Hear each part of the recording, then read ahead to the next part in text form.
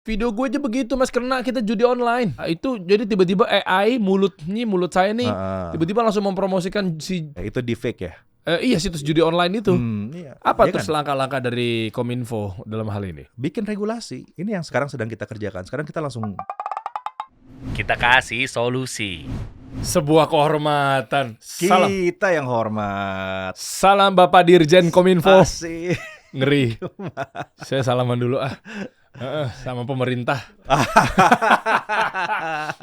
Jadi nggak enak kita dibilang Ngeri. pemerintah. Harusnya saya pakai baju merah putih ya, nggak menghormati. Masa ungu? Makanya ini langsung berubah kostum. Iya. Mas Prabu. Kemarin bisa santai, sekarang nggak bisa nih.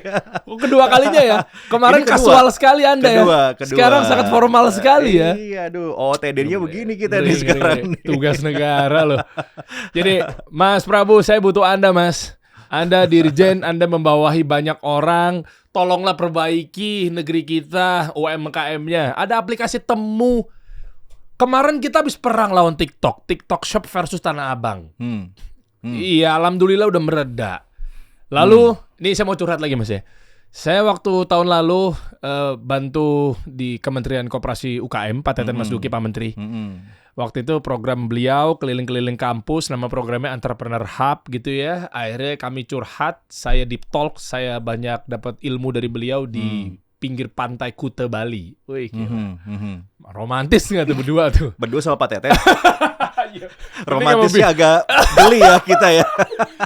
Cerita sama istri gitu ya, sama Pak Menteri ya. Ya, oke lah. Beliau bocorin di situ. Der, nanti ada keluar nih Der. Ini lo doang nih gua kasih tau, namanya Temu. Wah, dulu gue bilang, ini temu kangen apa gimana Pak?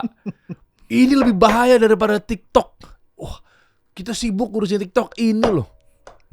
TikTok aja nggak berhasil ditutup kan. Nah sekarang Temu gimana nih? Akhirnya masuk lah, bener loh. Minggu depan, tahun depannya. Nah ini tepat di tahun 2024. Bahkan kayaknya saya sama Pak Teten tahun 2022 atau 2023 sih? Lupa sih, 2023 ya. Keluar tuh Temu. Wah gawat, bisa jual harga 3.000, 4.000, habis UMKM kita, Pak Dirjen. Jahat itu. Terus gue mikir kan, TikTok nggak berhasil ditutup, buka lagi. Meskipun akhirnya happy lah ya kita denger gabung sama Tokped gitu ya. Betul. Sekarang Temu. Gue bilang, ini kalau ada yang bisa nutup mah juara sih. Ini kayaknya Pak Dery masih kurang update nih, teman-teman semua kayaknya kurang update. Jangan-jangan yang nonton juga nih, nontonnya kasih solusi belum update juga. Anda kan di dalam, Anda ordal ya, pasti Anda udah tahu duluan. Coba dicari beritanya deh. Coba, ini harusnya riset dulu di Pak Dery nih. Saya biar natural aja. Kata kuncinya tutup Temu. Coba. Nah. Bentar, gue dibilang gak update. Lihat beritanya itu tanggal berapa tuh? Kemarin, ini hari Senin, Bos. Oh udah. Blokir aplikasi Temu Kominfo, Negara Lindungi UMKM. Mantap Pak Dirjen, semenjak ada Temu masuk sudah ya. ditutup kemarin. Udah. Iya, 2 hari yang lalu lah. Ini ya. beritanya kemarin Mas. Iya, kemarin kan ini kita rilisnya keluar, tapi prosesnya tuh 2 hari yang lalu. Sebentar, saya nggak terima. Udah Sekarang hari tutup. Senin. Berita kemarin Minggu, kita nama keluarga Mas. Oh, kita kan tetap kerja, mau weekend juga. Emangnya ada bedanya? Nggak ada. Ini. Anda harus mengabdi pada sekali tahu. ya, sama negara ya. Sabtu Minggu masih kerja kita, Bos. Saya main sama keluarga Bos. Kangen saya kayak gitu. Iya. Kangen. Anda harus komit dong Pak Dirjen. Tapi Ya, bener, Temu udah bagus tutup. Ya? Udah Temu tutup ya? Keren. Iya, termasuk itu dari Pak Teten informasinya. Jadi Agustus itu kan saya dilantik oleh Pak Menteri ya. Kemudian bertugas. Nah, mulai belanja masalah. Ketemulah sama Pak Teten, diantaranya yang bicara masalah Temu. Kita diskusi langsung sama Pak Menteri Budi. Kita bicarakan tentang Temu ini seperti apa, bahayanya bagaimana. Akhirnya dari Kementerian Koperasi UKM, Pak Teten, bikinlah kajian bagaimana bahayanya Temu buat UMKM. Bukan? Gitu. Bener kan? Bener, itu memang benar. Saya udah dapat curhatan beliau tuh dari tahun lalu tuh. Iya. Jadi begitu dikasih kajiannya ke kita, langsung kita diskusikan sama Pak Menteri. Pak Menteri nggak mikir panjang, udah almarhumkan katanya namanya Temu. Langsung kita blokir. Jadi Pak Menteri ini, dan ini mungkin juga mengikuti gaya bosnya ya. Bosnya Pak Menteri ya Pak Jokowi. Oke. Kalau udah bicara UMKM, itu udahlah total football. Jadi benar-benar dibelain. Wah, Waktu datang Temu, ya udah langsung disikat. Kita udah analisa, memang proses bisnisnya itu nggak sehat dan bisa mematikan UMKM ya. Jadi Temu itu kan untuk latar belakang aja. Jadi ini aplikasi atau sistem yang mempertemukan pabrik dari luar, terutama dari Tiongkok ya, langsung ke pembeli di sini. Gila, bypass, man. Bypass. Abis tuh agen nggak ada Nah. potong-potong apa istilahnya komisi apa segala Nggak macamnya. ada. Pantesan bisa jual murah ya. Langsung ke pengguna, dan karena langsung seperti ini makanya kan dia melewatkan beberapa proses yang harusnya jadi devisa negara. Iya. Ya misalnya pajak, cukai, dan seterusnya gitu. Ini yang bahaya. Karena mereka langsung seperti itu, akhirnya produk UMKM kita nggak bisa bersaing. Makanya mereka bisa jual sepatu hanya 10.000, Iya. kaos kaki hanya 3.000, jilbab hanya berapa ribu gitu. Ya karena langsung diproduksinya massal buat pasar dunia. Jadi kan HPP kecil, ya kan? HPP kecil, nggak bisa lah UMKM kita bersaing sama sistem bisnis seperti ini gitu. Ya udah langsung kita tutup. Mantap, saya Langsung apresiasi. Tugas pertama Anda langsung Nggak, membisik sama Pak Temu Menteri. ini juga satu hal lagi yang juga mungkin perlu diketahui. Ini aplikasi bahkan tidak terdaftar sebagai PSE di Indonesia. Jadi nggak mendaftarkan diri nih ke ekosistem aplikasi yang ada di Republik kita ya. Jadi sebetulnya masih ilegal waktu beroperasi itu. Namun waktu kita analisa ternyata trafficnya masih belum terlalu tinggi. Ya, belum terlalu tinggi. Jadi butuh kajian lebih dalam lagi untuk bisa memitigasi dampak buruk atau bahayanya Temu buat UMKM. Nah, ternyata karena masih kecil, artinya kita butuh kajian. Nah, bisa dilihat dari situ potensinya kalau ini besar, ya UMKM kita bisa mati gitu. Kita nggak bisa lah kayak gitu. Oke. Whatever buat UMKM kita jalan dulu gitu kan. Wih, apresiasi nih buat Menkominfo. Salam buat Pak Budi ya. Siap. Anda sudah disalamin. bisik-bisikin tiba-tiba Saya bam. telepon aja. Nggak usah langsung sekarang. Kan kita ngobrol dulu dong. Nggak usah. Jadi panjang tuh Anda suruh meeting balik ke kantor bisa-bisa. Bahaya. Malah ikut podcast aja Zoom. Iya benar. Mas, tapi gini. Ini kan karena mereka ilegal ya. Ilegal masih Ilegal. kecil. Kalau dia udah resmi legal, duitnya banyak, emang iya berani tutup tuh pemerintah?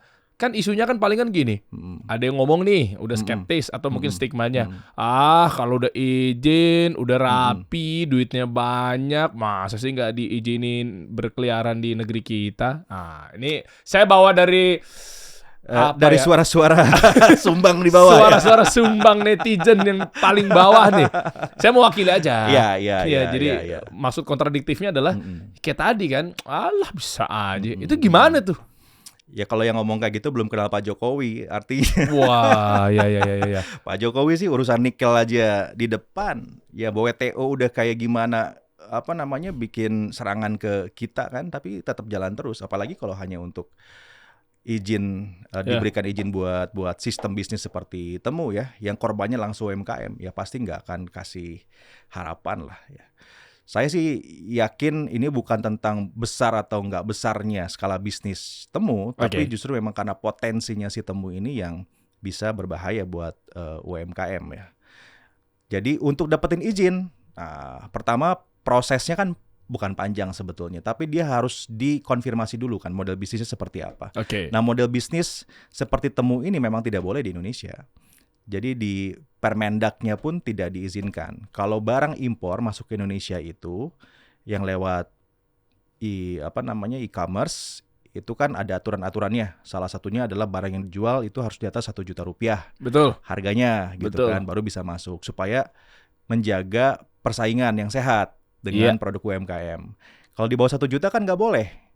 Ya nggak boleh. Dari situ aja Temunya sudah salah. Artinya di Indonesia ya tidak bisa masuk. Kecuali kalau Temunya mau merubah model bisnis. Tapi mau nggak merubah model bisnis? Ya sama aja, mereka berat saingan sama kita, mendingan diturunin harganya sama dia. Makanya. Jadi kuncinya langsung regulasi aja sih saya pikir.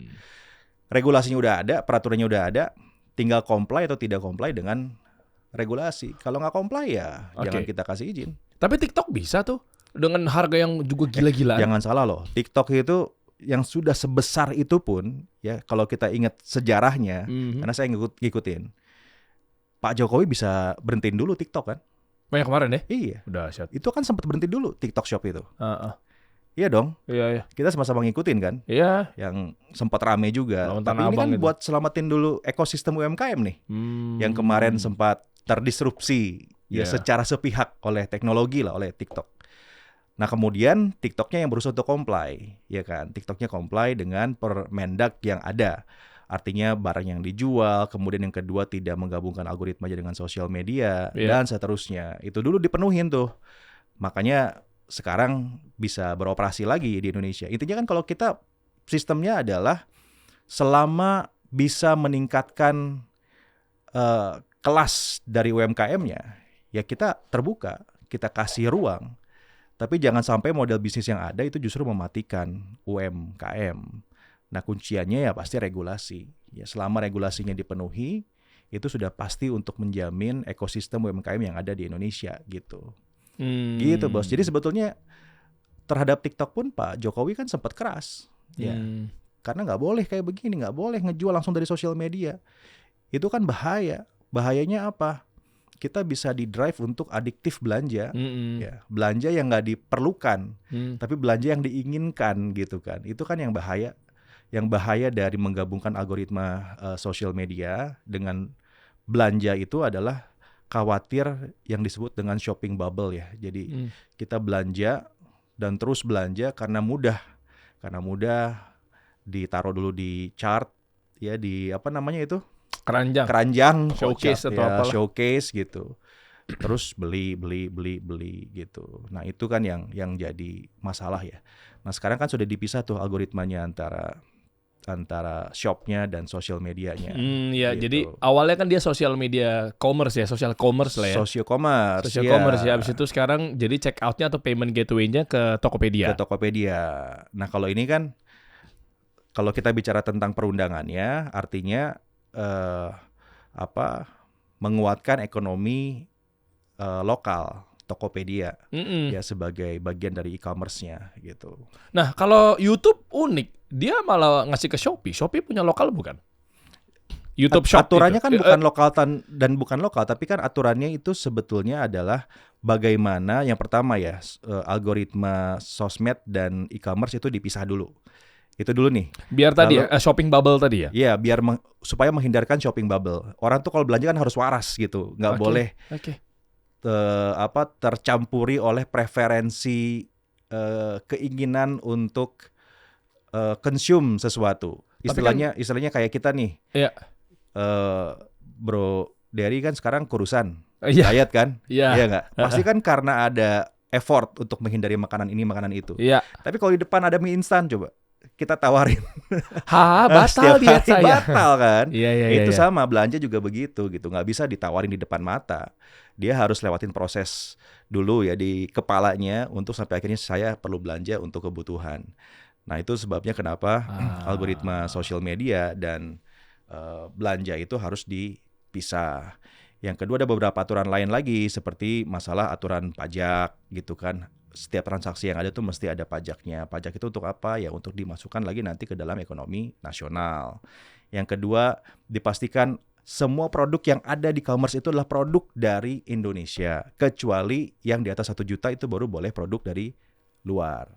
Gitu kan. Itu kan beberapa syarat, terms and condition yang harus dipenuhi oleh e-commerce agar bisa beroperasi di Indonesia. Jadi jangan sampai nih barang-barang yang ada atau dijual di platform itu adalah barang-barang luar semua. Itu kan yang dihindari itu, Mas.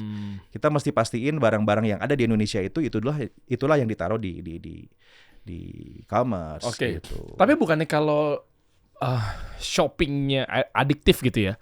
Lihat dari pisau mata yang positif gitu. Ya. Itu bukannya menumbuhkan ekonomi ya? Artinya kan Kalau produknya produk nasional, produknya produk lokal, nggak masalah. nggak masalah. Tapi kalau produknya produk luar, Iya duitnya buat dia sih. buatnya, iya itu dia. Ekonominya kan keluar jadinya. Coba bisa dikasih batasan nggak bahwa kalau untuk yang ekonomi atau produknya produk lokal itu boleh digilain belanjanya?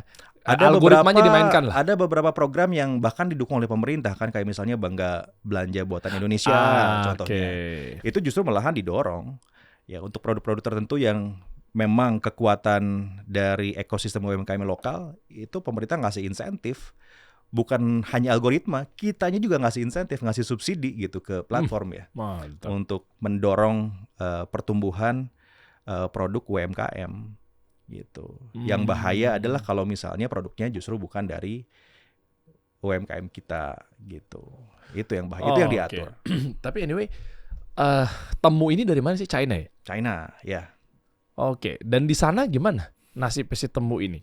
Dan dengar-dengar katanya TikTok itu sebenarnya ada nama TikTok nggak sih di Cina juga?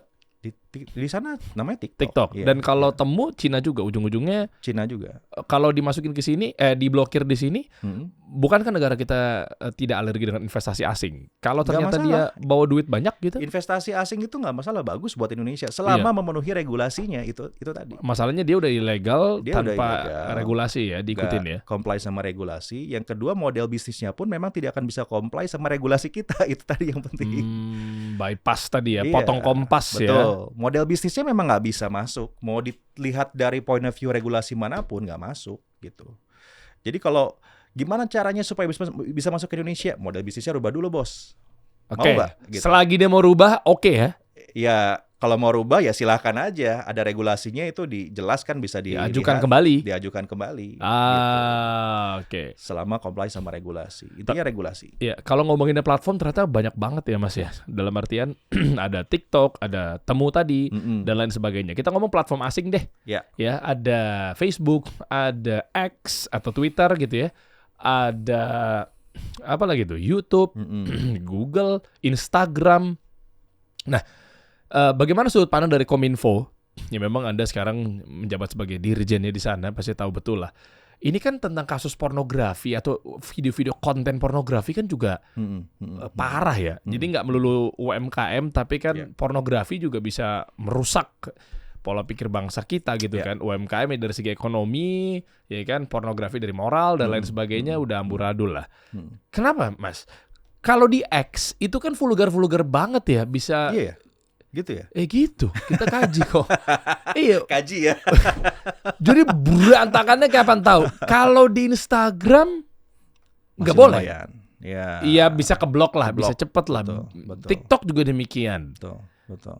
Apa nih? Kok ada pilih kasih di antara platform ini? Karena memang menjalin hubungan Elon Musk dengan Kominfo atau negara kita atau seperti apa? Ada.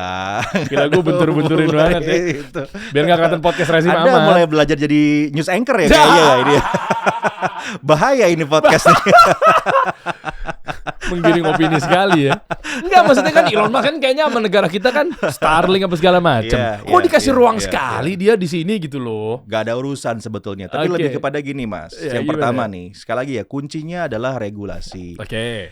Masalahnya adalah kadang-kadang saya mesti curhat nih sama Bro Dery juga, dan juga mungkin para netizen. Kalau penonton podcast disebutnya apa ya? Penonton lah, audiens apa sih?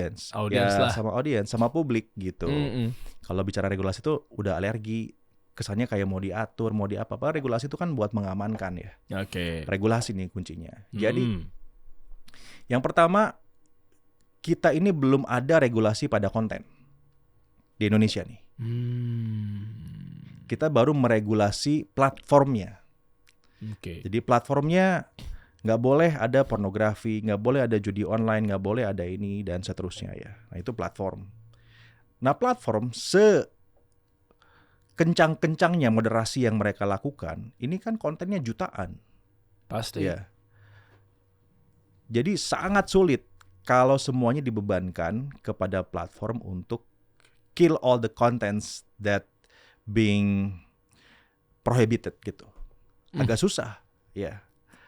IG hampir bisa. Mustahil. TikTok bisa. Tapi IG juga masih ada. Hanya moderasinya memang ketat, gitu. Karena diserahkan kepada teknologinya, kepada platformnya. Jadi platformnya yang melakukan moderasi. Ya, kan moderasi untuk TikTok dan Facebook, IG, YouTube itu kan di platformnya sendiri punya AI lah kali ya mungkin ya, bahasa gampang ya. Punya teknologinya. Yang kedua juga mereka punya nilai sendiri-sendiri, nilai masing-masing kan tergantung sama ownernya gitu kan. Ya, ada yang sangat bebas, ada yang tidak. Itu kan bawaan dari si platformnya tuh. Ya. Nah, di platformnya kita mengatur di Indonesia, di PSE misalnya, pornografi itu tidak boleh, kemudian judo nggak boleh, dan macam-macam. Tapi platformnya yang diatur. Yang belum diatur itu adalah kontennya belum, UGC-nya belum. Kan tinggal dibuat aturan aja, Mas. Nah itu dia, ini harus kita buat regulasinya. Kemarin kan sempat muncul wacana yang disebut dengan Dewan Sosial Media dan seterusnya. Walaupun saya nggak setuju dengan bahasanya ya, Dewan Sosial Media itu sangat tidak inherent dengan semangat sosial media. Sebetulnya bukan Dewan Sosial Media, tapi sosial media ini kan perlu diatur, perlu diregulasi. Kayak gini lah, televisi, ya, kanal-kanal yang ada di atas frekuensi itu kan diatur penayangannya kan. Pastilah. Berapa banyak yang lokal, Iya. berapa banyak asing boleh masuk gitu, mana yang bisa disensor, mana yang tidak. Ya tentu sosial media pengaturannya tidak sama dengan pengaturan domain penyiaran, contohnya ya. Tapi kita perlu aturan, dan Indonesia itu terlambat kalau kita bicara pengaturan atau regulasi konten sosial media. Di Eropa sudah ada yang namanya EU Digital Act, undang-undang loh bentuknya, bukan hanya peraturan ya, tapi undang-undang. Semacam kalau di Indonesia itu udah undang-undang PDP, undang-undang perlindungan data pribadi ya. Ada juga undang-undang ITE. Jadi levelnya udah sangat kuat tuh di Eropa. EU Digital Act. Di Singapura ada yang namanya POFMA. Ya, jadi itu adalah satu peraturan dari kementerian yang di mana kementerian bisa langsung berhubungan dengan yang punya kanal, yang punya channel. Gitu. Jadi kalau misalnya kasih solusi tiba-tiba promosi judi online nih, ya, kementerian itu nggak harus kontak platformnya, bisa langsung kontak ke kasih solusi gitu. Anda ini kontennya melanggar peraturan atau regulasi, kita bisa langsung tuh buat tindakan. Bahkan lebih ngeri lagi kalau di Singapura itu, konten yang hoax, ya, setelah ketahuan hoax, maka konten konfirmasinya itu harus ditayangkan di kanal itu juga. Oke. Itu kan social punishment. Iyalah. Ini. Di Singapura kayak gitu aturannya. Di Indonesia nggak ada, belum. Ya. Oke, halangannya di mana? Kita baru mau atur ke sana nih sekarang. Jadi kan ya ini kan semuanya tergantung juga yang pertama point of view dari yang menjalankan kebijakan, gitu kan ya. Jadi setelah saya dapat tugas dari Pak Menteri, kemudian juga dapat arahan dari Bapak Presiden gitu ya. Saya tuh mau begini, saya langsung nangkep gitu. Oh, ini tuh sebetulnya perlu ada dorongan regulasi untuk sosial media gitu ya. Bukan untuk membatasi ekspresi, enggak, sama sekali enggak. Bukan untuk membatasi kritik, apalagi itu sih sangat-sangat tidak. Nggak mungkin lah kita ngebatasin kritik ya. Ya, semangatnya pemerintahan sekarang ini kan kritik itu diperlukan, dan itu bukan hanya wacana ya, enggak, betul kita butuh kritik, betul gitu. Ya, barangkali saya juga bisa masuk sekarang ke pemerintahan karena saya dulu rajin kritik pemerintah juga. Gitu. Loh iya benar gitu. Jadi semangatnya bukan sama sekali membatasi kebebasan berekspresi misalnya. Bukan membatasi criticism, enggak. Tapi hal-hal yang perlu diregulasi dan bisa menimbulkan kerugian bagi publik itu kan harus kita atur. Contoh yang paling kentara ya dan jelas, dan saya yakin kita semua sepakat yang harus diregulasi. Misalnya endorsement. Kalau influencer mengendorse produk yang belum tersertifikasi, boleh nggak? Nggak boleh. Harusnya nggak boleh kan? Yeah. Tapi kan sekarang nggak ada regulasinya. Malah kesian, mereka ada yang bikin detektif skincare lah. Makanya. Ada yang bilang dokter itu Richard Lee apa nih? Iya. Krim abal-abal lah. Betul. Justru malah pemerintah terbantukan dong ada mereka-mereka. Tapi mereka apa apresiasi dari pemerintah? Ya itu makanya harus ada regulasinya itu tuh, Bro Dery. Saya berterima kasih kalau ada kanal-kanal yang mengedukasi publik ya. Tapi kan semestinya bahkan jangan sampai perlu turun tangan gitu. Regulasinya harusnya mendorong agar nggak ada endorsement terhadap produk-produk skincare ilegal, contoh, atau yang belum terdaftar. Kan kalau misalnya publik itu dengerin Bro Dery begini ya, bicara tentang skincare, oh saya pakai skincare makanya kulitnya mulus gitu, kan langsung percaya.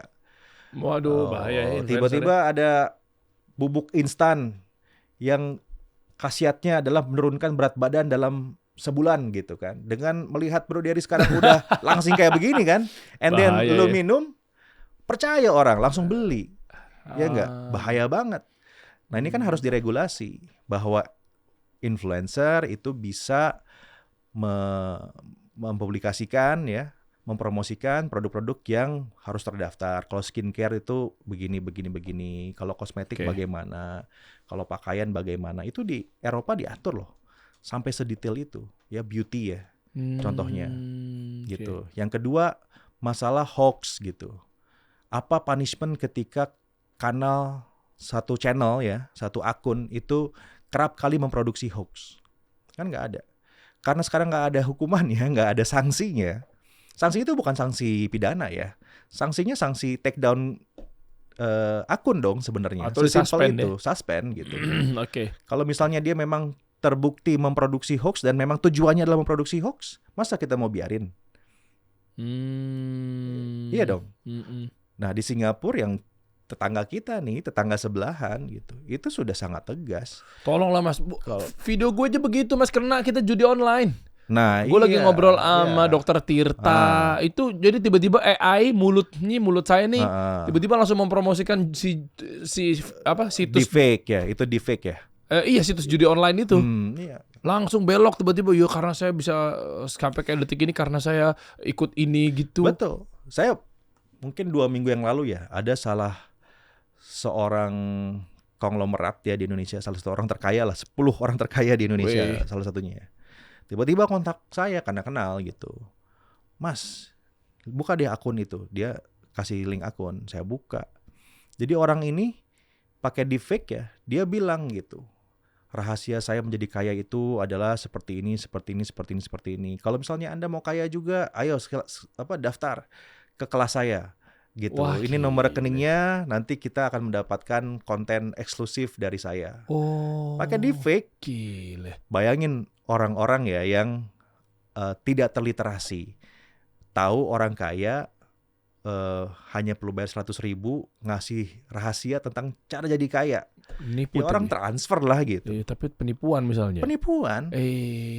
Tapi sekarang gimana cara kita menindaknya? Oke, ada undang-undang ITE, betul. Tapi kan masih ada aduan. Ya nggak? Apa Ya terus kan? langkah-langkah dari Kominfo dalam hal ini? Bikin regulasi. Ini yang sekarang sedang kita kerjakan. Sekarang kita langsung buat kajiannya. Jadi untuk membuat regulasi ke arah menjaga ekosistem konten di sosial media. But then again, jangan disalahpahamkan, jangan disalahartikan kalau ini pemerintah mau ngatur ini, ngatur itu. Enggak sama sekali.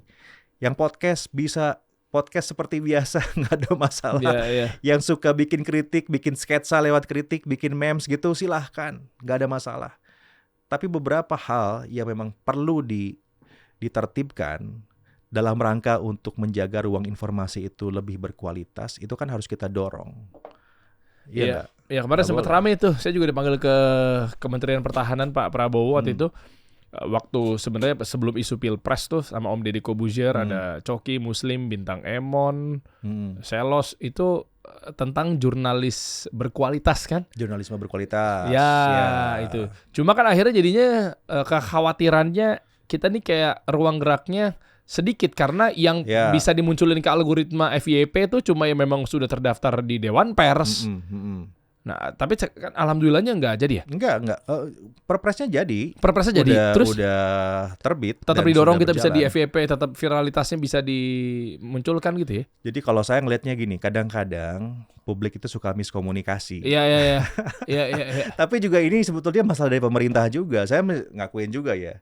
Mumpung masih anak baru nih di pemerintahan. Jadi saya masih boleh sedikit-sedikit ngerasa dari luar ya. Iya. Memang kadang-kadang pemerintah juga suka miskom gitu. Contohnya yang tadi Dewan Sosial Media. Kan orang langsung mikirnya, apa di sosial media diatur-atur gitu kan. Sebenarnya kan bukan itu maksudnya.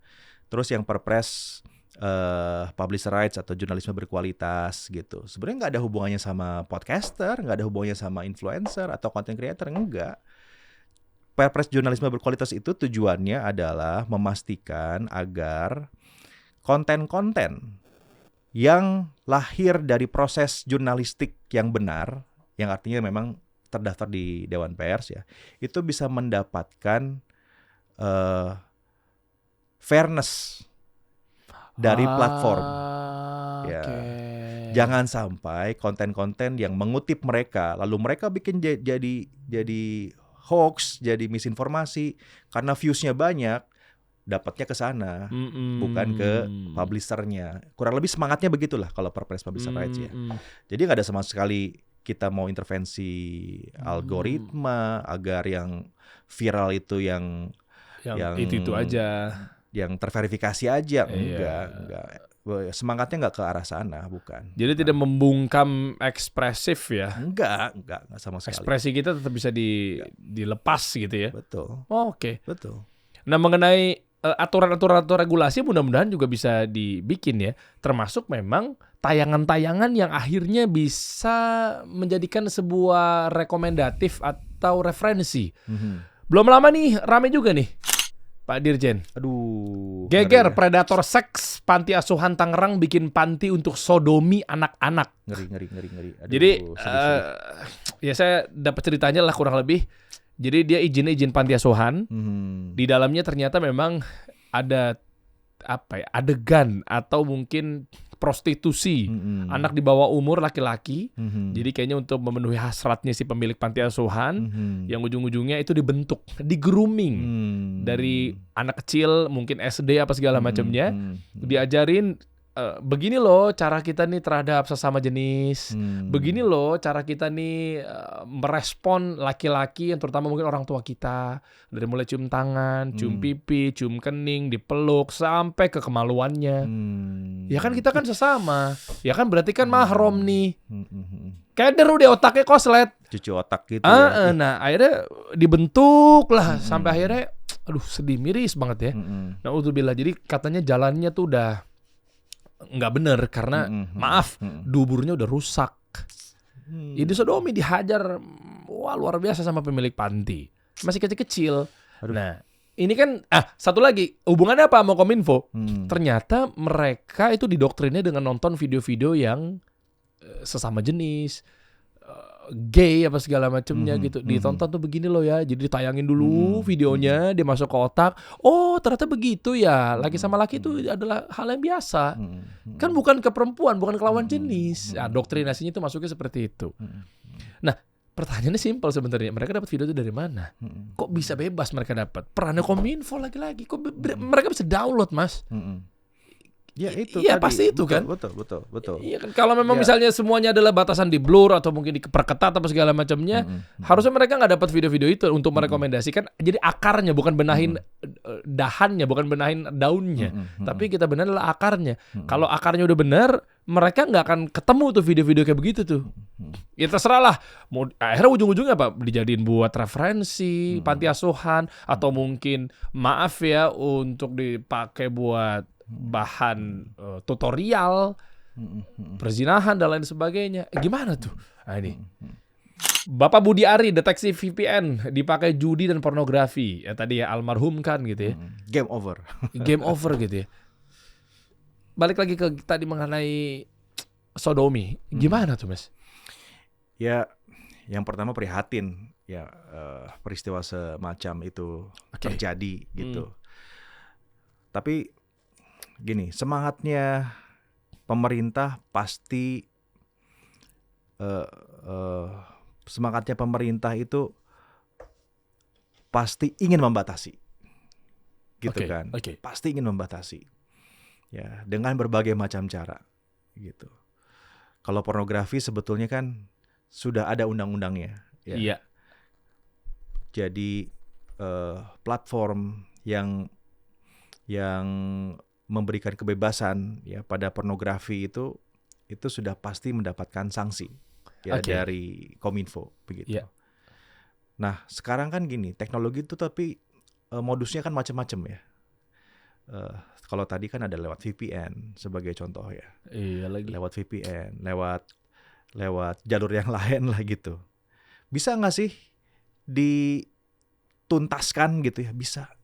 Tapi pemerintah itu kan harus jalan pakai regulasi tadi bos. Itu yang saya bilang. Kita nggak bisa main take down asal begitu aja. Sama kayak polisi nggak bisa tiba-tiba nangkep orang. Misalnya dia dibilangin sama ini orang mau nyuri nih, terus memang polisi bisa langsung tangkap? Oh ya nggak bisa. Nggak bisa.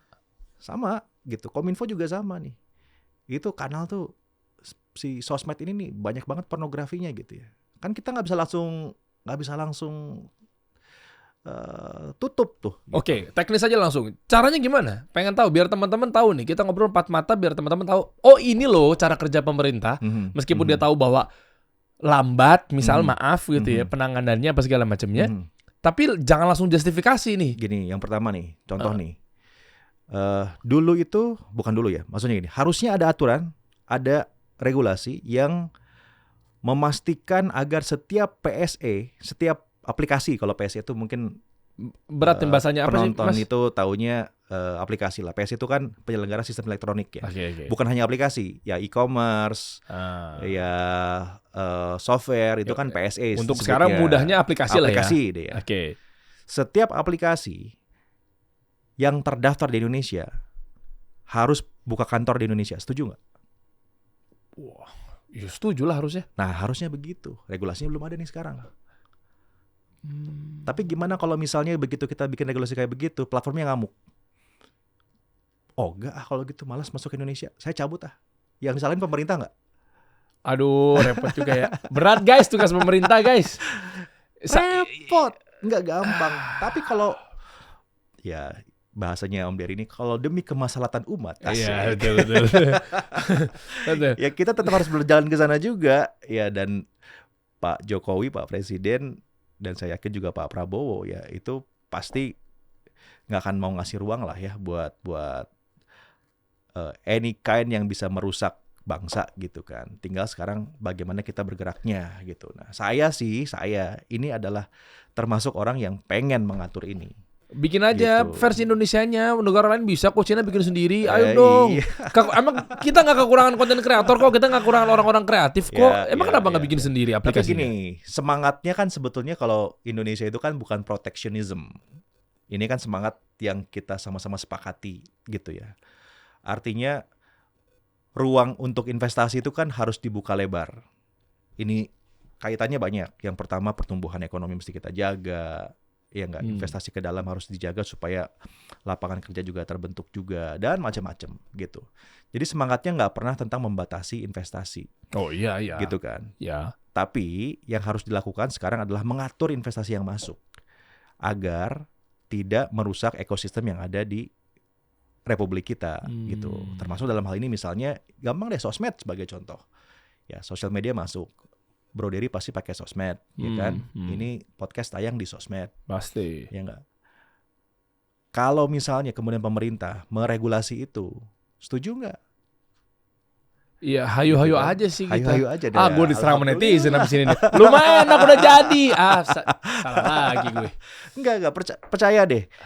Pemerintah nggak mungkin mengatur yang nggak mungkin lah. Rezimnya udah beda sekarang mah, iya, gitu keren. kan. Saya apresiasi Iya penuh kan? dibuat Bapak Jokowi, keren. Iya, rezimnya udah beda, nggak mungkin lah kita ngatur supaya nggak boleh ada kritik, supaya nggak bisa berekspresi lagi, bebas gitu ya, nggak bisa bebas berekspresi, nggak mungkin lah kita kayak gitu. Ya, rezim sekarang tuh nggak kayak begitu gitu. Maksudnya saya tuh berharap publik juga paham posisinya bahwa pemerintah sekarang tuh nggak kayak gitu. Cuma tapi mereka nggak mau tahu masalahnya. Ya tapi kalau nggak jadinya rusak loh. Ruang sosmed kita, ruang konten kita tuh jadinya rusak loh. Saya sih ngelihatnya rusak ya.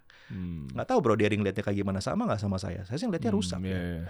Bahwa pornografi itu bisa gampang diakses di platform tertentu gitu kan ya. Sebutlah X misalnya sebagai contoh ya. Iya. Tapi memang kami mendapatkan laporan itu. Masalahnya X itu nggak punya loh kantornya di Indonesia. X itu nggak punya kantor di Indonesia. Kok bisa akhirnya masuk? Lah memang nggak ada aturan yang mewajibkan untuk iya di situ. sih, tapi ini ikutan regulasi ya. Masalahnya regulasinya diikutin, tapi mewajibkan kantor tuh wajib di. Iya. Aduh, susah juga ya. Jadi kan kita harus dorong ini komprehensif nih gitu, komprehensif.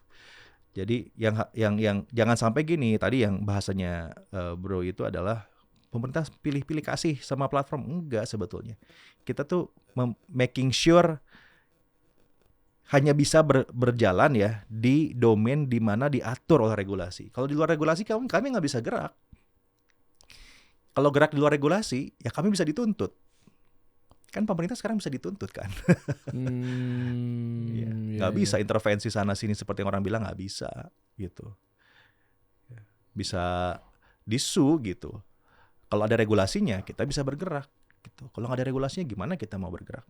Apakah dengan dimasukkan Anda, Mas, ke dalam Dirjen lah ya, Kominfo ini, karena memang kelihatannya bahwa ada orang yang dari sudut pandang luar, jadi nggak imun. Saya sih nyebutnya imun lah ya. Kan orang-orang dari dalamnya imun gitu ya. Ya udahlah, pasti kacamatanya kuda gitu. Nggak semua tapi ya. Nah, akhirnya untuk mendobrak munculnya regulasi baru itu salah satunya apa seperti apa? Ya nggak tahu. Yang jelas saya kan diberikan tugas gitu oleh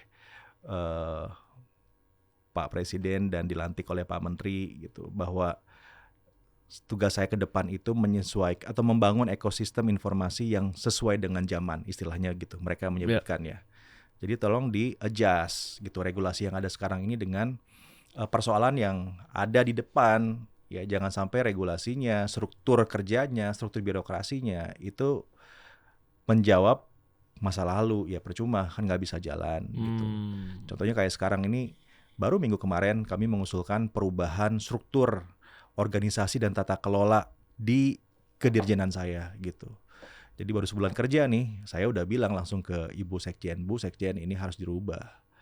Kalau nggak dirubah, Konvensional sekali gitu? iya ya. Birokratif sekali, lambat. Prosesnya panjang gitu jadinya, lama. Jadi pembagian tusinya itu tidak menjawab tantangan zaman gitu ya, masalah ke depan. Ya sebagai contoh misalnya tadi, siapa sih dari pemerintah yang secara regulatif ya diberikan hak untuk berhubungan dengan UGC? Siapa? Nggak ada. Kominfo juga enggak, sama platform Kominfo. UGC itu User Generated Content. User Generated Content. Siapa nggak ada? Yang bisa kalau ada apa-apa langsung tegur gitu. Nggak ada. Nah ini kami lagi buat SOTK-nya. Jadi nanti yang tadi saya sebutkan di awal itu akan ada diksi pemerintah itu akan melakukan penguatan pada partisipasi publik, penguatan pada partisipasi informasi publik. Keren. Jadi informasi publik itu bukan saja hanya bisa dikelola oleh perusahaan besar, ya, conglomerates atau pemerintah, tapi juga kan publik. Kan ke depan tuh sekarang aja bahkan kan informasi itu yang produksi siapa sih? Publik kan. Iya, oke. Ya, yang produksi itu kan ya masyarakat sendiri gitu. Tapi kan bebas banget gitu. Bebas itu dalam artian yang sebebas-bebasnya ya. Nggak ada panduan, nggak ada yang mengelola, nggak ada yang memberikan literasi gitu. Nggak ada. Waduh. Ya, orang bikin akun. Contoh nih satu lagi, orang bikin akun sosmed. Yang penting punya email. Ya udah. Jadi akunnya. Iya. Iya nggak? Masa kalah sama GoFood, kita mau bikin GoFood harus kirimin foto fasad dulu. Nah, fasad restorannya sini kirimin dulu gitu ya. Gila, analogi gue tajam sekali, langsung nyebut nama. Iya, maksudnya masa kalah? Iya. Ayo dong diatur, masa kalah sama GoFood? Iya, makanya arahnya ke sana nanti ya. Walaupun memang nggak bisa sampai strict e-commerce. Kalau e-commerce kan ada transaksi di situ ya, ada transaksi ekonomi lah gitu. Iya. Tapi semangatnya adalah bahwa yang bikin akun sosmed itu semestinya adalah manusia. Oh, saya dapat nih. Berarti bikin lagi kayak OJK. Kalau tadi ada transaksi di situ, ada uang berputar di atas gitu ya, di cloud apa segala macamnya, atau ada dompet yang memang menyimpan uang setoran, harus diawasi oleh OJK. Nah, sehingga nggak bisa semudah itu untuk nampung duit. Nah, berarti kalau untuk mengatasi pemerintah biar langsung user generated content itu adalah siapin ke OJK-nya. Bisa nggak? Ya, analoginya ekstrim begitulah. Bisa, ya sebetulnya kan itu semangatnya Dewan Sosial Media yang pertama kali saya bilang tadi itu. Tapi mungkin terminologinya salah ya. Dewan Sosmed itu kan itu tua banget gitu loh. Kayaknya diatur banget gitu diatur banget. Sebenarnya bukan itu gitu maunya. Ya, jadi perlu ada mungkin nggak perlu lembaga baru, bisa aja kementerian yang sudah ada. Ya, tapi kita boleh atau bisa secara regulasi itu masuk ke sana, masuk ke UGC sebagai contoh gitu. Pengaturannya bisa jadi tidak harus serumit membuka toko di e-commerce gitu ya. Tapi kan kita sebagai pemerintah harus tahu bahwa yang punya akun itu tuh manusia, warga negara Indonesia, iya dong. Oh keren. Iya. Yang punya akun tuh, walaupun namanya dari 165678 gitu ya, kayak akun-akun robot gitu kan. Iya. Tapi kita harus tahu itu tuh manusia beneran loh yang punya gitu. Supaya apa? Platform juga bisa bertanggung jawab pada akun-akun yang ada di atasnya. Kalau sekarang kan nggak ada pengaturan itu. Bismillah lah ya, regulasinya di pelan-pelan di. Ya mohon didukung, Dukung mohon ya. Ayo, didorong. support deh. Insya Allah lah ini buat kebaikan kita bersama. Buat generasi ke depan juga Mas, yang paling penting sebetulnya. Kalau kita kan sebenarnya sudah punya kemampuan untuk mengkurasi, memfiltrasi informasi-informasi yang nggak benar ya. Tapi kalau generasi di bawah kita, anaknya Bro Dery, anaknya saya, cucu gitu, saya nggak kebayang kayak gimana ruang informasi nanti ya. Terus nggak diatur, gimana coba? Mereka lagi bersosmed tiba-tiba diseranglah sama robot-robot gitu, sama buzzer gitu. Kan mental health-nya bisa hancur. Bisa bocor data-data nih. Bisa bocor. Ya, Kominfo waktu itu sempat bocor juga gimana? Gini tentang bocor-bocor ayo itu. klarifikasi coba Mas. Enggak, gini ya. Kan rame kemarin tuh. Ya. Anda jangan subjektif, minum kopi dulu. Kopi dulu. Ini kopi, ya. Berat soalnya Bos, ngomong ini berat. Sekalian deh 2 pertanyaan langsung dijawab dalam satu. Kan tentang regulasi tadi. Satu yang pertama bocor data, dan yang kedua adalah kenapa sih nggak bisa langsung tutup aja tuh website judi online? Ada yang main di atasnya atau gimana? Satu-satu lah kita bahas. Yang mana dulu nih? Bocor data. Gini, kalau bocor data sebelum saya masuk saya nggak tahu ya, saya belum ada di situ kan. Oke, setelah Anda masuk kan kelihatan dong. Setelah saya masuk kan saya tahu nih di dalamnya seperti apa. Oke. Tapi ini bukan hanya karena saya ya, artinya kan di Kominfo tuh ada beberapa kedirjenan yang bertanggung jawab pada sistem teknologi elektronik dan macam itu disebut dengan Dirjen Aptika ya di Kominfo.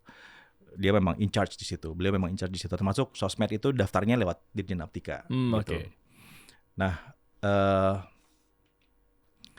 Ada beberapa hal yang publik perlu pahami tentang keamanan siber, or cyber securities, gitu. Satu, ada 2 badan atau 2 lembaga yang berhubungan ya terkait dengan pengamanan data. Yang pertama adalah Kominfo, yang kedua BSSN. Oke. Ya, Badan Sandi Siber Nasional, gitu kan. Ini punya tusinya masing-masing nih, ya. Pengamanan siber supaya nggak ada serangan itu adanya di BSSN. Ya. Kominfo itu mengelola datanya. Ya, ada data yang harus masuk ke satu data nasional, maka itu di Kominfo dikelolanya. Nah, tapi data ini kan macam-macam. Ya, ada data publik, ada data private, ada data disebutnya kategorinya itu istilahnya itu mungkin data rahasia gitu ya, data yang betul-betul harus diprotek gitu. Itu yang kelola bisa kita atau bisa entitasnya sendiri, gitu. Nah, Kominfo itu menjadi pengawasnya. Ya, yang mengelola itu bisa si pengelola yang lain. Oke. Jadi kalau misalnya datanya itu bocor, nah itu sudah ada undangnya namanya Undang-Undang PDP. Jadi kalau misalnya data itu bocor dari si pengelola, maka pengelola ini yang bertanggung jawab. Pengelola data. Ya. Dia yang harus segera memitigasi dengan memberikan informasi kepada yang subjek yang datanya bocor, bahwa datanya bermasalah dan seterusnya gitu ya. Jadi teman-teman mesti paham dulu ketika membaca tentang kebocoran data, itu kompleks banget nih ya secara sistemnya gitu. Nah, itu satu. Terus yang kedua, apakah betul-betul bocor data itu yang seperti selama ini sering kita dengar beritanya? Ya, kita kan gampang ngomongnya, datanya bocor gitu ya. Datanya apa? Data apa yang bocor misalnya? Tuh nomor KTP ya, nomor NPWP gitu kan. Namanya Bro Dery gitu. Nomor handphone bocor gitu. Ya. Pertanyaannya, emang bisa diapain tuh data? Jual lah. Jadiin apa? Salah Dijual satunya. tuh. Ya nggak tahu buat Apa? macam-macam sekarang. Misalnya. Aplikasi untuk menjadi market leader, untuk dia growth, untuk dia valuasinya gede, yang ujung-ujungnya adalah muara terakhirnya IPO, itu kan semua data itu. Ya kan, makanya dia bisa, salah satu cara loh ya, saya nggak bilang ini adalah satu-satunya. Ya. Bisa buat IPO, bisa buat ini, itu, dan lain sebagainya. Ya, cukup nggak tuh datanya hanya pakai KTP dan nomor dan nama? Oh ya enggak. Nggak cukup kan? Ya. Yang sekarang sering bocor data tuh kan itu kan? Oke, paham. Ngerti nggak? Itu dulu nih. Jadi sebetulnya data itu bocor, tapi tidak bernilai. Dalam artian gini, tidak bisa ditransaksikan datanya. Karena kalau data nomor rekening, data nomor kartu kredit dan semacamnya, PIN number dan semacamnya, itu mah pasti udah aman. Oke. Yang bocor tuh kan data nomor KTP gitu kan? Tapi kan juga nggak etis lah, masa bocor. Enggak, ini saya baru yang ketiga nih. Belum Baru kesana, yang ketiga, belum kesana dulu. Oke. Baru saya pengen. Maaf. Saya jadi netizen soalnya. Sorry. Saya pengen. Saya berharap publik bisa memahami strukturnya. Ya oke, gitu ya. sepakat. Saya juga baru bisa berpikir begini setelah masuk nih. Ternyata begini. Tapi kenapa nggak bisa dibicarain ke publik? Karena ada beberapa hal yang memang kita nggak bisa bicarakan ke publik. Namanya juga data rahasia. Masa mau kita bicarain ke publik? Contohnya gitu. Oke. Terus yang ketiga, data itu kok bisa bocor gitu ya? Perlu kita pahamin juga, Bapak Ibu sekalian, Bapak Ibu sekalian. Oke. Masyarakat kita ini memang masih belum menganggap data itu penting kan? Masyarakat kita nih. Bro Dery nge-gym nggak? Iya, enggak. Iya. Nge-gym nggak? Enggak Atau sih. Main bola, olahraga mah main bola lah. Iya. Atau jangan nge-gym deh. Apa coba? Misalnya badan begini gimana mau nge-gym sih mas Om Deddy itu baru. Atau misalnya ke hotel ya. Kita ke hotel. hampir tiap weekend diundang nih ke hotel ya. Hotel Ngasih data nggak? Ya, ngasih KTP nggak? Ya ngasih lah. Ngasih. Datanya yakin nggak itu datanya aman waktu lo ngasihin KTP? Ya belum tentu sih. Nah itu dia. Iya ngasih data gue ya. Iya pastilah. Kita nge-gym store data. Kita ke hotel store data. Iyalah. Iya kan? Oh kenapa di situ akhirnya nggak menjadi satu momok, tapi giliran ada urusan sama pemerintah kayak pemerintah salah udah gitu ya? Ya itu satu. Yang kedua, modus-modus kebocoran data tuh dari hal kayak begitu loh, jangan salah. Oh nggak melulu tiba-tiba pokoknya nggak Kominfo gagal, nggak tiba-tiba begitu ya? Nggak selalu ada server datanya keluar, enggak. Tapi jangan juga ngasih server di asing lah mas. Enggak, kita ngasih. Nah katanya orang-orang servernya di luar. Kenapa taruh server di luar? Servernya di siapa? Nggak ada. Server ada di sini semua. Nggak ada. Clear ya teman-teman ya. Ini soalnya pengiringan opini nih. Nggak ada. Data-data yang klasifikasinya itu rahasia ya. Saya nanti perlu dilihat ya di Undang-Undang PDP itu ada beberapa klasifikasi data. Coba dicek ya. Itu ada data A, B, C, D ya. Data yang 2 teratas itu harus ada di Indonesia. Kalau data yang bukan nggak penting ya. Data tapi yang memang kita juga menyimpannya di luar. Contohnya kayak kita kan store nomor rekening atau apa untuk cloud. Kan datanya kan di luar kan. Kita juga sendiri melakukan hal itu kan. Oh, ya kan? oke. Data seperti itu kan ya memang di luar cloudnya gitu, mau diapain lagi. Tapi kalau data yang diatur oleh atau dikelola oleh pemerintah ya pasti ada di dalam. Gitu. Justru sekarang ini yang sedang direvisi itu adalah aturan investasinya agar data center luar ya private itu mau berinvestasi data center di Indonesia. Sehingga apa? Kita bisa menggunakan data center private ya. Dari perusahaan private maksudnya ya. Untuk mengelola data kita dengan NDA pastinya ya, dengan perjanjian kerjasama. Sehingga datanya ada di Indonesia, nggak di luar. Jadi walaupun pakai cloud, tapi servernya ada di sini, ada di teritori Indonesia lah gitu ya. Sekarang ini kan belum ada aturan kayak gitu. Yang ngejagain servernya berarti siapa? Dari mulai password, katanya sandinya itu cuma sesimpel itu bisa jebol. Ya admin 1, 2, 3, 4 misalnya. Default settingnya begitu amat mas. Sekali lagi ya, kalau yang lama saya nggak tahu. Yang lama saya nggak tahu. Iya berarti Pak Jokowi butuh Anda waktu yang tepat berarti. Apresiasi enggak. Pak Jokowi. Enggak, ada banyak orang lah yang bikinnya kayak Kang Warnet mas. Admin 1, 2, 3, 4. Saya nggak tahu itu hoax apa enggak. Bener nggak itu passwordnya begitu? Saya nggak tahu tuh, saya nggak dalemin Oh, masalahnya. iya, sorry. Itu terjadi sebelum ya saya Sebelumnya. masuk. Hmm. Jadi saya pura-pura nggak tahu gitu ya. Masalah itu jadi karena Ya memang memang nggak punya. nggak etis juga kalau saya langsung tembak di sini karena beliau nggak ada di dalam ya. Iya saya nggak tahu. Tapi yang setelah saya masuk dan kemudian saya memperhatikan proses yang ada,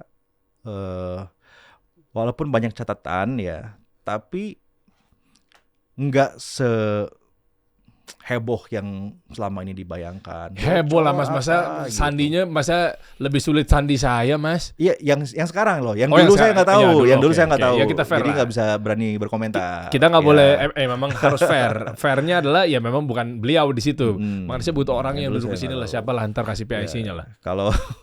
Kalau sekarang ini ya orang-orang terbaik lah yang saya lihat ya di Aptika kan Oke. ada Pak Hoki gitu. Itu memang ahli siber gitu ya. Oke.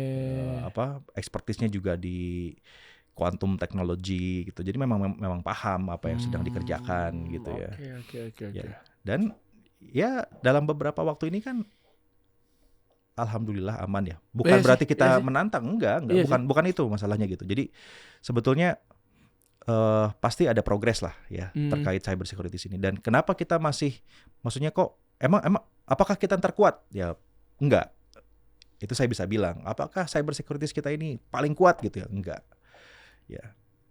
Kenapa? Kompleks masalahnya. Yang pertama anggaran. Anggaran cyber security kita ini kan masih kecil. Coba dibandingkan dengan Singapura aja, 10 kali lipat Singapura punya anggaran keamanan sibernya. Oke. Di luar sana menganggap keamanan siber itu kayak keamanan nasional, bagian dari pertahanan dan keamanan negara gitu. Di kita masih belum. Berarti nanti APBN kan katanya mau ditambah. Mungkin jangan-jangan ada penambahan kementerian, Enggak. Yang siber nasional nggak ditambah. Keamanan siber Sama. nggak ditambah. Tetap. Lah kan bisa dengan kasus ini dibawa, problem statement dikumpulin, Ya, kan pasti kan kalau buat yang ke pengajuan depan, bisa. yang baru disetujui sekarang ini malah berkurang. Tapi apakah kemudian pemerintahan baru nanti ya, pemerintahannya Prabowo Gibran akan mengajukan revisi, bisa jadi untuk ditambah lagi ya. Oh iya, Pak Presiden, Bisa aja. Pak Presiden terpilih, coba mungkin bisa dipertimbangkan tuh. Iya, kalau saya melihat ya anggaran siber itu perlu nggak main-main istilah saya. Iya. Karena ke depan itu yang namanya perang data kan. Beda sama zaman dulu ya. Kalau sekarang ke depan tuh perang data. Siapa yang menguasai data, ya dia yang akan bisa memenangkan pertempurannya gitu. Pertempuran apa? Pertempuran ekonomi misalnya. Gimana sih industri bisa masuk ke kita ya? Karena punya data. Mereka baca algoritma, mereka baca perilaku belanjanya masyarakat dan seterusnya gitu. Saya dari sudut pandang ekonomi, Pak Prabowo Gibran bener nih. Apalagi Anda mau naikin ekonominya merata tuh sampai 8%. Bahkan isunya dari adalah pokoknya 9%. 9%. Iya. Iya. 7% aja kita mendaratnya nggak aman. 5,5 sampai 6%. Mau dinaikin lagi jadi 8%. Isunya mau 9% lagi. Nah mungkin nanti insya Allah naikin kasih target. Boleh Pak, ayo Pak kita berjuang bareng-bareng. Tapi mungkin dibantu juga Pak kementerian-kementerian terkait. Betul. Terkait dana-dana APBN-nya gitu kali ya. Iya. Anggaran sibernya mesti proper ya. Yang kedua ada beberapa masalah yang lain lagi. Misalnya gini, kan cyber security itu future talent ya, sama kayak AI developer, big data analytics. Itu kan future talent ya. Kalau yang di luar itu dihargainya mahal banget, Bos gitu. Ya kan? Kalau dibawa ke Indonesia, kerja buat negara, mau dibayar berapa itu orang? Begitu dibayar tinggi, ntar masuk ini APH. Kok bayar orang mahal-mahal? Oh segitu gitu ya. Iya juga. Kompleks nih masalahnya gitu. Udah hire Biorka. Sebenarnya Biorka siapa sih? Anda pasti tahu sesuatu kan? Ini ada di ranah Kominfo, ada ranah BIN nih. Jadi pengen ngopi. Udah dapat data itu tadi? Ada? Mana datanya? Mana Mbak Kesia? DBO. Jangan diumpet-umpetin dong Mbak. Coba. Ada data bisa dibuka di sini. Bisa dicari di ini. Coba deh, aku harus lihat di handphone. Nggak apa-apa, coba aja dulu. Biar clear di sini, tidak ada dusta dan tidak ada mengumpat-ngumpat nih. Ya kan akan kita nggak tahu, jangan-jangan selanjutnya Anda yang akan jadi menterinya. Oh jangan. Kita mah prajurit aja, Bos. Kita prajurit aja. Tapi pembisik-pembisik dari mulut Anda ini kan bisa menutup temu itu kan bahaya itu. Coba mana datanya? Sudah. Biar kita clear di sini teman-teman nih di ujung obrolan dia. Apa yang Anda mau tunjukkan, Mas? Iya tadi tentang di Undang-Undang PDP ya terkait klasifikasi data. Nanti kita tampilin atau enggak mungkin sekarang dicari dulu atau nanti dicari nanti kita tampilin bantu di boleh, transparansikan di screen ya. Boleh. Nah, ini mungkin sekarang nih kalau udah ketemu datanya teman-teman bisa lihat ya. Sambil jelasin aja nggak apa-apa, Mas? Iya, jadi kenapa? Oh, nih. Ada. Ya. Oke. Jadi dalam Undang-Undang PDP itu ada dua pihak yang bertanggung jawab atas data. Yang pertama pengendali data pribadi. Jadi artinya dia melakukan kendali pemrosesan data pribadi. Yang kedua prosesor data pribadi. Ya, definisinya melakukan pemrosesan data pribadi atas nama pengendali. Nah, di Undang-Undang PSE yang bertanggung jawab atas data adalah masing-masing lembaga pemegang data. Oh, masing-masing. Pengawasan dilakukan oleh kementerian atau lembaga terkait. Pengawasannya oleh kementerian. Berarti Kominfo dalam hal ini. Salah satunya Kominfo. Ya, kalau pajak kan Kementerian Keuangan gitu. Iya. Gitu. Jadi data itu ada klasifikasinya ya, yang bertanggung jawab sama data gitu. Berarti kita harus kejar BSSN ya? BSSN itu tugasnya adalah pengamanan siber. Tapi boleh gitu. dong kita tanya. Ya boleh, silakan diundang BSSN. Iya, harus. Pengamanannya kan ada di situ juga. Iya, Jangan melulu nanti kita jadi banyak ini sudut pandangnya. Nanti Kominfo mulu ditampung semua Kominfo gitu loh. Nggak apa-apa juga ya, ini tugas kami lah. Soalnya kan dikit-dikit kan pasti kan banyak ya. Iya. Nah, tapi kan memang tugasnya Kominfo salah satunya ya adalah sebagai juru bicara pemerintahan. Jadi nggak salah juga sebetulnya bertanya sama Kominfo. Iya, nggak salah juga. Ya bisa menerangi lah. Iya. Insight, makanya zaman dulu kan istilahnya Menteri Penerangan Pak Harmoko kan. Iya. Sekarang jadi Kominfo gitu kan, biar kita clear nih. Kalau yang kemarin mungkin setiap pagi kita dapat update harga cabai berapa gitu ya. Gila, gue zaman dulu banget ya. Pendengar dari gue zaman dulu. Orang lama ya. Orang lama. Gue enggak dari bapak saya. Ceritanya begitu. Ya kan. Nah, kalau sekarang kan bukan lagi harga cabai melulu, tapi kan gimana nih kondisi data-data kita nih. Ya gitu. Tadi jadi sebetulnya pengamanan ya pemerintah melakukan semaksimal mungkin upayanya, ikhtiarnya bahwa data aman gitu ya. Tapi juga kita perlu pahami data itu klasifikasinya ada banyak gitu kan. Data apa sih sebetulnya yang pemerintah yang pegang gitu. Data apa yang sebetulnya dipegang oleh pengendali data. Data apa juga yang dipegang oleh pemroses data gitu. Jadi ini harus disesuaikan ya konteksnya gitu. Walaupun saya bukan bilang begini, nggak bisa semuanya di Kominfo. Bukan di Kominfo. Nggak bisa semuanya judulnya bocor data. Nggak bisa juga kayak gitu. Karena ya tadi itu yang saya bilang gitu lah. Kita sendiri kan kasih data kan bebas gitu. Lah kita sendiri sekarang, aja setiap mau login aja mau ngapa-ngapain input gini, ya. Contohnya. Ya setiap login. Iya kan. Contohnya apa? Kita kan kalau misalnya bukan jadi gini. Anda mau ngomong apa? Ada umpetin nih kayaknya, Mas. Bukan diumpetin. Jangan gitu lah Pak Dirjen. Supaya nggak salah ngomong kita kan. Enggak, udah nge-spill nih. Pasti ada sesuatu. Ditahan lagi ya. Nggak boleh Pak Budi ya. Dikeluarin ya. Pak Budi sih asik. Pak Menteri mah asik. Gitu. Gimana? Pak Menteri nanggung nih. Nggak, gini. Apa sih? Gini. Sering kan ditelepon tiba-tiba ada yang nawarin ini nawarin itu. Iyalah. Dari mana nomornya coba itu? Iya dari ulah gue sendiri kali ya. Iya makanya itu dia gitu. Saya tuh kalau tiba-tiba telepon nih nawarin ini ya, saya suka tanya dari mana Mbak dapat nomor saya gitu. Oh iya saya dapat datanya dari sini gitu. Mbak tahu nggak boleh melakukan ini. Saya edukasi sekalian ke si Mbaknya gitu atau si Masnya gitu. Keren. Lo tahu nggak boleh melakukan ini? Ya Pak kan saya hanya nawarin. Loh Mbak itu sudah melanggar undang-undang PDP. Wah gila. Gitu. Orang mau nyari nafkah parah banget. Dikejar. Biasanya kan kita yang nutup kan, mereka yang tutup. Mereka yang tutup gitu. Apa satu kata? Lu lagi apes. Karena nggak boleh loh. Nelpon Mas Prabu. Jadi Jadi yang menggunakan data pun kalau nggak pakai izin dari yang punya data itu juga nggak boleh.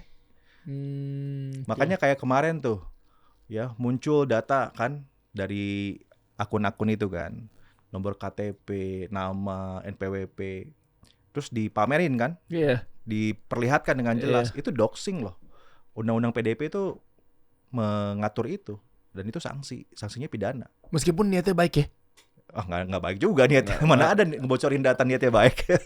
Enggak, maksudnya kan kayak ini diduga koruptor misalnya, diduga penyelewengan ini. Ya meskipun nggak boleh sih aib ya, tapi maksudnya kan kita nggak lagi bilang benar salahnya, tapi ngelihat dari upayanya yang dikeluarkan karena memang untuk memberantas korupsi di Indonesia misal. Kalau konteksnya peristiwa nggak masalah, tapi begitu ada foto atau video yang menampilkan nomor KTP kita, nama kita, nomor handphone kita, itu kan nggak boleh. Itu namanya doxing dan itu diatur di Undang-Undang PDP itu. Itu meskipun sanksinya maju pidana. Meskipun maju untuk pemilihan calon gubernur gitu misalnya di sebuah negara mana gitu. Itu kan juga katanya ada yang pakai KTP orang gitu. Itu juga nggak boleh sebenarnya. Nggak boleh. Jadi menggunakannya nggak boleh, memunculkannya pun juga nggak boleh juga. Wah, mantap. Tercerahkan. Terima kasih Pak Dirjen. Ada yang mau ditambahkan buat teman-teman semua di sini? Ada edukasi. Judul tadi belum selesai. Judul lah, terakhir tuh judul. Kenapa kalau langsung pangkas aja sih? Ada apa sih? Jangan salah, judul ini ya. Satgasnya baru dibentuk sama Pak Presiden bulan Juni. Ya, Kepres pembentukan Satgas anti judi online. Itu udah ada tuh struktur Satgasnya. Saya ini wakil ketua harian. Ketua hariannya Pak Menkominfo. Wow, gitu. Baru tahu juga begitu dikasih tugas nih, Pak, Bapak itu adalah wakil ketua harian Satgas Judul. Hah? Kaget kita kan. Berat amat tugasnya gitu. Iya Pak, Bapak itu menurut Kepres adalah wakil ketua harian Satgas anti judol gitu. Ya udah, kita kan biasa kerja total ya. Begitu dapat kayak gitu, apa yang mesti gue lakukan? Di briefing lah oleh tim, begini. Ya udah, kita langsung ya atas izin Pak Menteri, arahan Pak Menteri tentunya gitu. Ya udah, kita mainkan bareng-bareng gitu ya. Nah, dalam 3 bulan ini ya 3,3 juta akun, platform, aplikasi, portal ya, website terkait judi online udah kita take down. 3 bulan? Dalam 3 bulan. Wow. 3,3 juta. Ngebut banget. Jadi transaksi judul itu kalau Satgas ini nggak dibentuk ya sama Pak Presiden ini, Pak Presiden juga makanya luar biasa beliau itu ya. Begitu melihat bahwa tidak bisa dikendalikan ya lewat upaya biasa-biasa aja, beliau langsung membuat Satgas. Dengan Satgas itu kan kita punya ruang kerja. Ya kan, kalau di pemerintahan itu tadi ya, kita butuh regulasi, butuh keputusan. Ya kalau nggak ada Satgasnya gimana? Dengan Satgas maka saya punya hak untuk mengintervensi. Saya punya hak buat mencawe-cawe gitu kan, buat cawe-cawe. Langsung gitu, kita 3,3 juta sudah di take down. Kalau nggak ada Satgas, diprediksikan transaksi keuangan yang terjadi karena judi online itu bisa mencapai 900 triliun rupiah. Gile. Nah, begitu ada Satgas, PPATK kemarin melaporkan lebih dari 50% kekat uang tuh. Jadi kita menyelamatkan kurang lebih sekitar 450 triliun lah dalam 3 bulan terkait judi online. Mantap. Bahwa masih ada ya pasti. Judi online ini kan begitu kita tutup buka lagi iya, gitu kan. Makanya yang perlu dilakukan adalah bagaimana mempersempit demand-nya kan. Jadi demand-nya itu mesti kita sempitin dulu nih gitu. Mesti kita pastikan agar tidak ada lagi permintaan atau penggunaan judi online. Jadi aspek represif tutup, rekeningnya kita tutup. PPATK yang kasih laporan, lalu kemudian dari BI sebagai yang punya otorisasi menutup rekening yang terindikasi ya menjadi rekening penampung dana judi online. Susah Mas, kan rekening itu kan mereka dapetin dari orang-orang daerah yang katanya dibeli. Betul. Nah, rekeningnya kan ditutup, rekening penampungnya kita tutup. Meskipun itu bukan rekening yang dia pegang secara asli ya. Ya, kalau dari masyarakat udah susah masuk ke dibalikin lagi udah nggak bisa ya. Tapi rekening penampungnya kita tutup, artinya kan bisnisnya mati nih yang punya rekening. Oke. Dan jangan salah juga, harus diketahui pemilik judi online atau yang bandar judi online ini itu di luar negeri semua, bukan di Indonesia. Oh iya lagi, kemarin sempat ramai Kamboja lah. Iya, itu di luar. Thailand. Jadi uangnya tuh larinya keluar. Ya, ada hubungannya nggak sih dengan daya beli masyarakat yang turun? Ada hubungannya, karena kan itu real ya. Kita langsung buang uang kan. Ke sana muternya, makanya kan nggak hidup ekonomi kan. Iya, Kesian Pak Jokowi babak belur tuh Makanya, naikin ekonomi iya, merata sampai 7%, tapi uang berputarnya tadi ratusan triliunnya itu di tempat yang salah. Iya. Kan mereka jadi makin susah. Wah, PR. Ini udah 3 bulan nih kita kerja terus ya, ada polisi siber yang terus memantau gitu. Ke saya aja ada berapa case ya yang langsung bilang gitu, ini ada influencer promosiin judi online, kita langsung cek, lempar langsung ke platform, langsung kill. Pokoknya kalau tentang judi online, bahkan sampai ke platform pun sudah kita ajak bersama-sama. Jadi platform itu bagian dari Satgas gitu ya. Ini mekanisme kerja yang sebelumnya tidak terjadi. Jadi pemerintah tuh biasanya kan perintah gitu, ngasih arahan. Enggak, kali ini enggak. Ayo platformnya bareng-bareng sama kita gitu. Lo harus lihat juga masalahnya seperti apa supaya tahu apa yang harus dilakukan oleh setiap platform ya dalam upaya untuk meminimalisasi potensi judi online di dalam platformnya sendiri gitu. Wah, gitu. Jadi ini platformnya ngikut nih sekarang tuh. Ya. Dan teman-teman platform juga komit ya pada judul ini gitu. Kemarin baru saja lapor bahwa ada potensi transaksi gitu ya. Bukan untungnya lah ya, nggak untung juga sih sebetulnya. Kenapa? Tapi informasinya adalah jumlahnya sudah jauh lebih turun ya daripada nilai yang tadi saya sebutkan. Jadi itu mengkonfirmasi pemotongan atau penutupan rekening oleh otorisasi terkait ya tentang judi online ini gitu. Jumlahnya nggak sebesar yang awal tadi ya, yang 900 triliun rupiah gitu. Jadi ini langsung gitu, jalannya kita langsung aja. Nah yang kedua, kita juga perlu tahu bahwa rata-rata yang main judi online itu ada 2 motif nih. Yang satu pengen cepat kaya. Bahlul. Bahlul. Kesel banget gue, sorry terus. Saya mau bilang aja nih, kita udah pelajari semua aplikasi judi online. Algoritmanya pasti memiskinkan. Gak mungkin bikin kaya gitu. Ya, algoritmanya udah pasti bikin orang miskin karena kita akan terus store duit ya. Menang 1 kali, kalah 2 kali. Kemarin kita sempat undang orang yang dia web developer lah ya, bisa dibilang mungkin ya. Tapi dia juga bukan bandar ya, tapi memang dia dulunya pemain. Akhirnya dia coba kalah mulai akhirnya cari tahu. Oh, ternyata begini loh. Developernya buat satu website yang dibikin menang sekali begini di setting lu akan menang sekian, habis itu atau lu bikin kalah terus. Iya. Adiktif kan dia kan, karena hormonnya tuh. Iya. Jadi udah dipastikan yang namanya judi online itu udah pasti bakal bikin miskin, itu udah pasti. Yang kedua, sekarang modusnya judi online itu berubah menjadi games kan. Iya. Dibikin jadi games. Nah, ini perlu edukasi masyarakatnya. Jangan sampai mereka main judi online dikarenakan nggak tahu ini tuh judi online. Di bawah ya di masyarakat gitu. Hal macam ini masih ditemukan. Dia nggak tahu nih, ini tuh judi gitu. Hanya 200 perak, 500 perak gitu. Masa sih judi gitu lah, itu tetap judi gitu. Oke. Nah ini upayanya literasi tentunya ya. Kita mesti literasi masyarakat tentang bentuk-bentuk judi online gitu. Mahasiswa juga banyak loh yang main judi online, itu jangan salah juga. Ya, bahkan ketika PPATK sempat mengambil rekening atau memonitor rekening ASN juga banyak yang main judi online ternyata gitu. Allah. Jadi ya ini udah jadi udah jadi virus lah ya yang harus segera ditangani. Jadi apakah kita serius menangani judi online? Super serius. Itu sih saya bisa pastikan 100% ya, super serius. Ini clear ya. Jadi katanya kan nutup website aja nggak bisa, nggak becus gitu, Kominfo. Begitu mulu. Mau challenge, kasih saya satu alamat yang memang itu judi online hari ini juga, besok saya bisa tutup. Kita bisa tutup tuh websitenya. Langsung pokoknya kalau judi online, mau website, mau influencernya ya yang mempromosikan judi online kan sekarang udah modusnya tuh udah macam-macam tuh, bro. Jadi mempromosikan judi online itu ya, dia di depannya feednya mah biasa aja, konten-konten biasa. Tapi di profilnya itu ada link ke games atau ke aplikasi itu gitu.